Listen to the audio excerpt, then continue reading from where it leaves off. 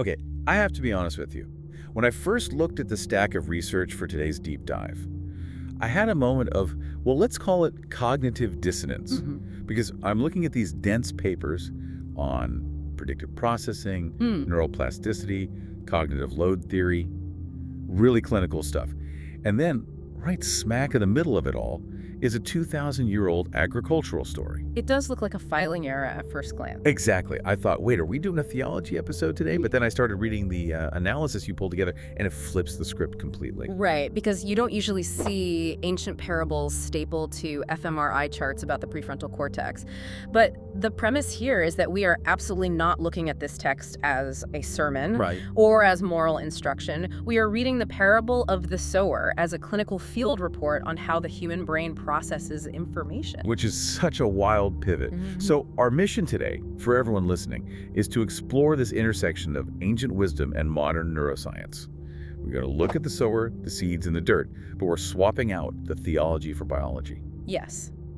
If you strip away the religious baggage and just look at the mechanics, it reads less like poetry and more like a study on network dominance. We are talking about what actually happens in your synapses when you try to learn something new. Specifically, why some insights change your life instantly, while 90% of them just fade away. Exactly. So let's unpack this. The story itself is simple. A farmer throws seeds everywhere. Some hit a hard path, some hit rocks, some hit thorns, and some hit good soil. Same seed, totally different results. But in this neurocognitive model, we need to define our variables. What exactly is the seed? Because we aren't talking about religious doctrine here. No, we have to be very precise. In this model, the seed is an insight. An insight, like just learning a new fact. Not quite. We mean a moment of direct perception that interrupts your usual narrative. Oh, I see. You know those moments where you're, say, looking at the ocean, or you're in the middle of a crisis, or you hear a sentence that just stops you cold? The mental chatter drops away, and there is just pure presence. Yeah, it feels like a pattern interrupt. Like the volume knob on the internal monologue just gets cranked down to 0 for a second. Neuroscience would describe that as a temporary change in network dominance. Usually we are running on the default mode network. The DMN. Right. The brain system that constantly constructs the story of me. The past, the future, the running commentary. But when that seed of insight hits, the DMN goes quiet, and the sensory present networks become primary. So the seed is a flash of raw, unfiltered reality, just data entering the system without the usual subjective filter. Correct. And the parable isn't really about the seed itself. The seed is perfect. It's about what happens next. It's about the terrain that the seed lands on. Which is the state of your nervous system. Exactly. All right, let's walk through these terrains because the comparisons to brain states are just fascinating. The first one is the hard path. The seed falls on the compacted dirt, it can't get in, and birds come and eat it. So if we look at this clinically, the hard path is a brain running entirely on prediction. This circles back to the predictive processing theory we've discussed on previous deep dives.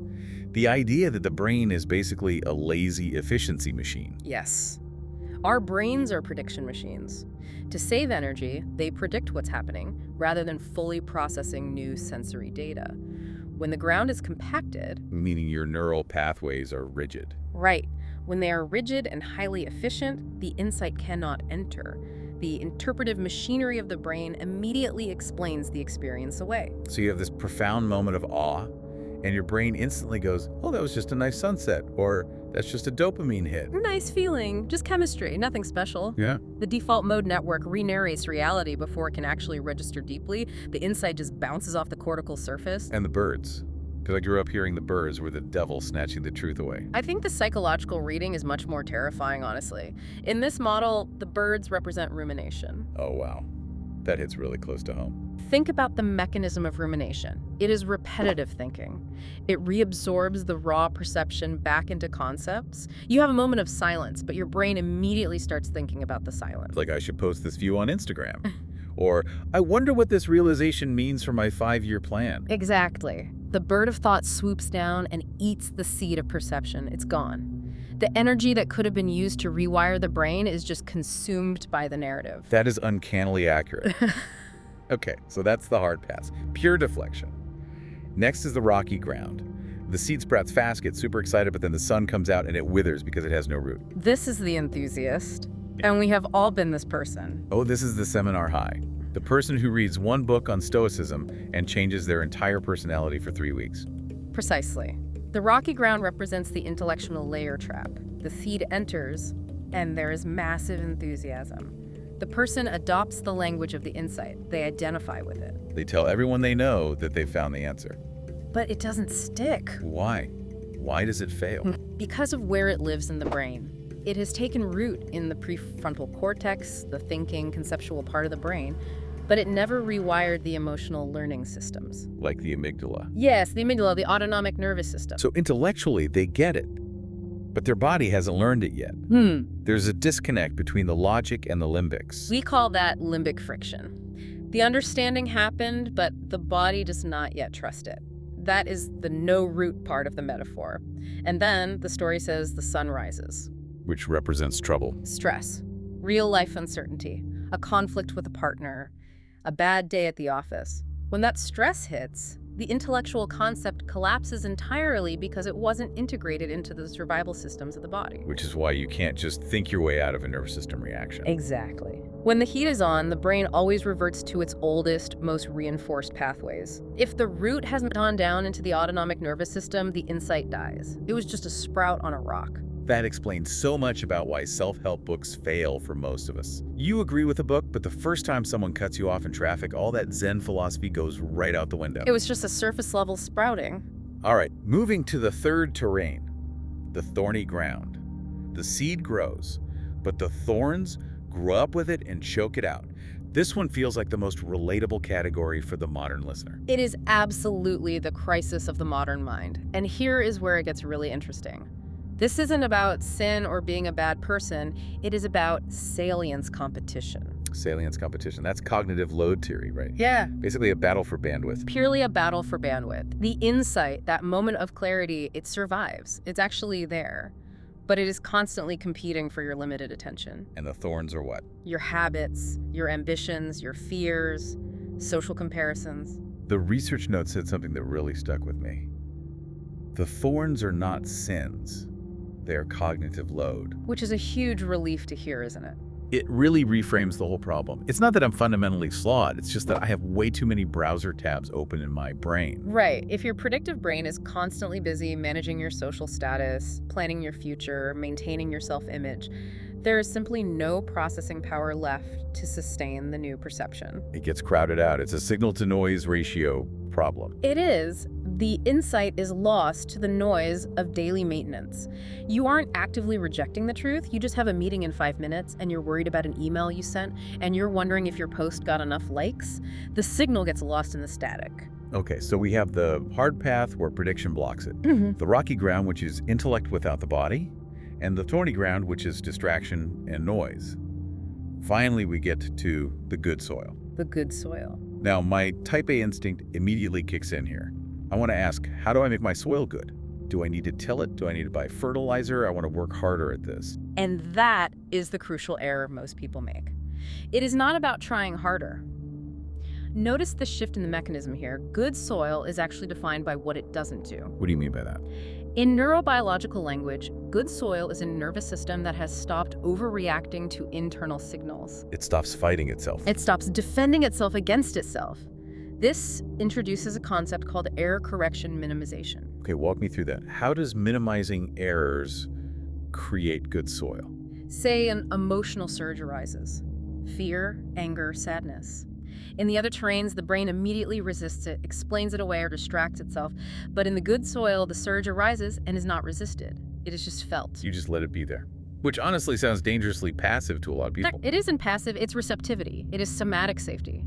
When you allow the sensation without attaching the narrative to it, the brain updates its predictions. Oh, I see. It basically realizes, hey, we felt that huge wave of sensation and we didn't die. We survived without needing to spin a massive defensive story about it. So it's essentially exposure therapy for your own feelings. The brain learns that it doesn't need the DMN to step in and save the day every time you feel something. Yes, and over hundreds of repetitions, this changes your baseline. The perception shifts from being an event that you try to hold on to being the way you actually perceive the world. The insight becomes the operating system, not just a file you open sometimes. Right. And this brings us back to the source material's take on the teacher of this parable. The author calls Jesus a neuroscientist without an fMRI. I loved that part. It's a bold claim, but when you look at the evidence they provide, it actually holds up. He seemed to have a profound grasp of attentional mechanics. He really did. He obviously didn't have the technology, but he observed human behavior with ruthless precision. If you look at his famous sayings through this clinical lens, they decode into literal descriptions of attention and prediction. Give me an example of that. Take the phrase, "He who has ears to hear, let him hear." Which I always thought just meant listen up, pay attention. But clinically, it's not about auditory ability, it's about the reticular activating system, your brain's filter. He's asking, is your predictive machinery quiet enough to actually receive new information, or are you just hearing what you expect to hear? Oh, that's really good. What about the kingdom is within you? Again, not a geographical location. It is a mode of awareness. It's a network state that is available right now when the interpretation, the DMN, quiets down. And one of the most famous ones, do not worry about tomorrow. That is a direct instruction against anticipatory simulation. Anticipatory simulation. That's just fancy talk for anxiety, right? It is. It's the brain rehearsing future threats that haven't even happened yet. Modern psychology tells us this burns massive amounts of glucose and keeps the amygdala inflamed. So he's essentially saying, stop wasting cognitive resources on simulations because it degrades your soil. Exactly. What about the instruction to be like little children? Children have a much weaker narrative identity. They don't have a 40-year-old story of who I am to constantly defend. Their neuroplasticity is off the charts because they are in a state of wonder, not prediction. Neurologically speaking, they are better soil. It's so fascinating that he used agriculture for all these metaphors. Why not construction? Or war? Because it wasn't an accident. Agriculture is a slow feedback system. You cannot command a seed to grow. You can't yell at a plant to get taller. Believe me, I have tried with my houseplants. It does not work. Right, you can only maintain the conditions. And that mirrors neuroplasticity perfectly. You cannot command your synapses to rewire. You can't force your brain to change. You can only maintain the conditions. Like low threat, safety, repetition. Exactly, you maintain the conditions where they change themselves over time. Which connects to the timeline aspect of the research, which I think is the most frustrating part for people listening. We want the lightning bolt. We want the instant transformation. But the source talks about the body catching up. This is critical. The seed moment, the actual insight, that can be instantaneous. It takes a nanosecond to see the truth. But the growth, that takes years. Why, though? Why does it have to take so long? Is it just biological inefficiency? No, it's biological necessity. We call these consolidation cycles.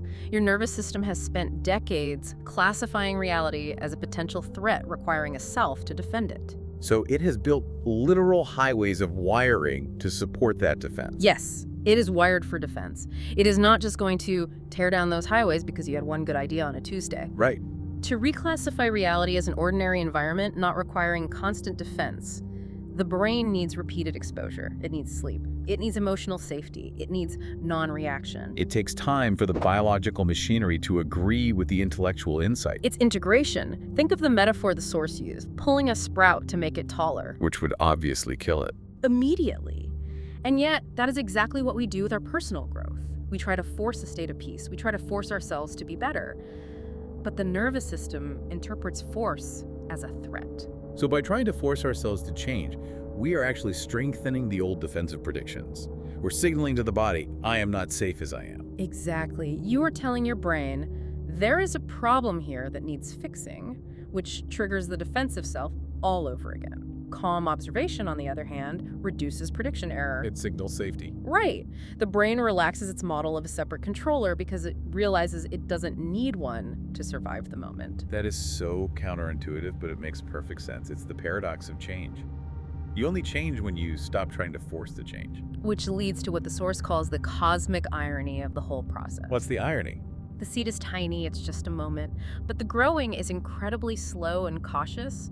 Not because the truth is complicated, but because the organism is careful. The body's just trying to keep you safe. It won't drop its defenses until it is absolutely sure it's safe to do so. So if you're listening to this and feeling like nothing is happening or like your growth is taking forever. That is just the stabilization process. Yeah. The source describes the final state beautifully. It's not fireworks. You aren't levitating. What is it then? Persistent ordinariness. Persistent ordinariness.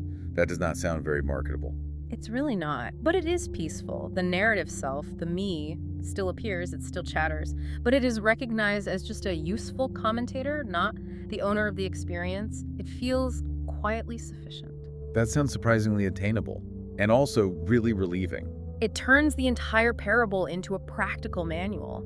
The insight wasn't the hard part. We all have insights. We all have moments of clarity. The soil preparation is the actual work. And just to recap for everyone, soil preparation isn't about becoming a monk or moving to a cave to meditate for 10 hours a day. No. Translated out of the poetry, soil preparation is simply a life where your reactions are noticed without immediate obedience. It's a life where your attention isn't constantly fragmented by phone notifications and status anxiety. It's allowing ordinary moments to be complete without mentally negotiating with them. Without needing to narrate them or post them or fix them, just letting them be. That is how you lower the limbic friction enough for the seed to actually take root. It really is wild to think that a Galilean farmer was describing cortical learning dynamics 2,000 years before we even knew what a neuron was. It wasn't prophecy. It was just very, very accurate observation. He watched how the human organism updates itself when it finally stops arguing with what is already happening. Stops arguing with what is already happening. That line's going to stick with me. This is the core of the whole thing. Well, this has been a massive shift in perspective for me. I don't think I'm ever going to look at a bag of potting soil the same way again. Nor should you. As we wrap up this deep dive, we want to leave you with something to chew on. We've talked about the brain, the soil, the thorns, and the time it takes to grow. Here is the thought I want to leave you with. We often feel like we are constantly waiting for a new revelation, a new book, or a new insight to finally fix us. Right. But if we follow this clinical model, your spiritual growth isn't waiting on a new revelation. It is waiting on your body to stop arguing with the reality that is already here. The seed is probably already in the soil. The question is, are you willing to give your nervous system the safety and the time it needs to finally trust it? Something to think about while you're gardening. Or, just scrolling through your phone trying to dodge the thorns. Thanks for joining us on the Deep Dive. We'll see you next time.